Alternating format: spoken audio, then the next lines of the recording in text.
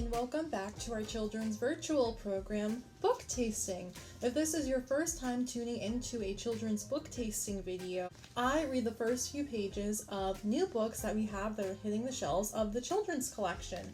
So our new book today is called Cameron Battle and the Hidden Kingdoms by Jamar J. Perry. Cameron Battle grew up reading the Book of Chidani, cherishing stories about the fabled kingdom that cut itself off from the rest of the world to save the Igbo people from danger. Passed down over generations, the book is Cameron's only connection to his parents, who disappeared one fateful night 2 years ago. Ever since, his grandmother has kept the book locked away, but it calls to Cameron. When he and his best friends, Zion and Aliyah, decide to open it again, they are magically transported to Chidani. Instead of a land of beauty and wonder, they find a kingdom in extreme danger as the queen's sister seeks to destroy the barrier between the worlds. The people of Chidani have been waiting for the last descendant to return and save them. Is Cameron ready to be the hero they need? Inspired by West African and Igbo history and mythology, this adventure filled with fantasy introduces readers to Cameron Battle as he begins his journey to greatness. Alrighty, as always, I will be reading the first few pages. I forgot my umbrella. My best friend Zion hadn't. Raindrops splattered all over my jacket, pants, and my favorite all-red Converse Chucks as I scrambled off Grady Elementary School's bus. Hey Zion, let me underneath your umbrella. I don't have mine. Nope, Zion said, falling into step with me as we walked the neighborhood streets leading to Grandma's house. I told you to bring yours this morning when you called me. You decided not to listen. Your fault. His stomach poked out from his jacket. I rolled my eyes. Come on, Zion, please. I faked a sweet smile. Don't forget, I'm wearing your favorite pants today. We wore each other's clothing often. Zion sucked his teeth, his brown curls bouncing as he shook his head.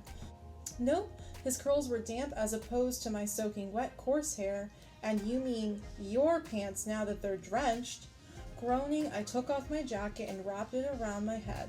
Grandma had told me this morning with a faraway look as she stared out to the kitchen window that it might rain, but I hadn't listened to her or Zion. I was under the false impression that summers in Atlanta meant constant sunshine, not thunderous rain for days on end. Things are changing, Cam, she had said. Our home ain't the same as it used to be. Boom! Thunder rolled in the sky, the clouds opened even more, and the steady sheets of rain became a flood. It was almost like the weather had heard my thoughts. Great, last day of school, huh?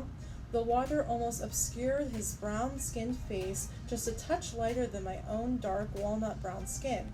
Droplets of rain marred his black-rimmed glasses. I swatted water from my eyes, trying to see the neighborhood. Grandma's house was set back on a dead-end road, so it was easy to miss, especially when the weather was bad. I squeezed my soaked shirt with my left hand. It doesn't really feel like summer, does it? Zion asked, shivering a bit and popping another Skittle in his mouth. I had to agree with him. The last few weeks had been nothing but miserable outside, forcing us inside. Everyone knew that summer came early in Atlanta, but the weather lately had been more like winter, raining for almost a full month, the sky a constant dark gray, almost black. I even thought I had seen snowflakes drifting down to the ground just last week. I ran to show Grandma, but by the time we stepped outside into the backyard, it had all mysteriously disappeared. After that, Grandma made Zion and me stay in the house, a worried look crossing her face every time she caught us sneaking out to the woods surrounding her house. To be fair, it was Zion who had convinced me to slip away, but she was quick enough to catch us every time. It hasn't felt like summer in a long time, I responded as we walked. Did you text Aliyah about the sleepover? Zion looked annoyed. Why did you have to invite her? This was supposed to be Zion and Cam weekend sleepover. It's been that way since we were 6. A sigh escaped my mouth. We've discussed the Zion. She is our friend too. We all got close to her this year, so don't act like you don't love her either. You're always over at her house without me. I might add, playing video games. Yeah, whatever, Zion muttered, shifting his backpack on his shoulders. This is tradition. You don't break tradition.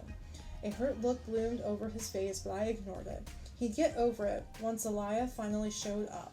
We were all the best of friends, but we hadn't invited her to our weekly sleepovers yet until now. Grandma and I lived in Underwood Hills, a neighborhood in Buckhead in northern Atlanta. The small cozy homes rose on each side of the sidewalk as we passed by. Kids jumped off school buses, spilling into the road and onto the pavement, talking in groups as if thunder hadn't just sounded in the sky. When we got to the stop sign, about 300 feet from our bus stop, we turned left. A sly look passed through Zion's hazel eyes. Speaking of tradition, we might as well— "Nope," I said, mimicking Zion's high voice. "You know the attic is off limits." "It wasn't off limits when—" "It is," I said, cutting him off. "And we're not going there. And we're not going up there either." "But why?" he whined. "We used to read the Book of Chidani all the time, you know, before. Remember the queen, her sister in Chidani? It almost seemed real every time we read it." "I know, and remember the demons, the gods in the palace?" Please, Cam, it wouldn't hurt to just take one look." We hadn't been to the attic in 2 years, not since I'd lost my parents to a car crash. What would a quick peek hurt? But still, Grandma had forbidden us to go up there. "No, Zion." Zion grumbled underneath his breath. "Party pooper." Alrighty, so I am ending it there. If you are interested in Cameron Battle in the Hidden Kingdoms, it is available inside the children's collection. Thank you so much for joining me, and I will see you next week for a new book.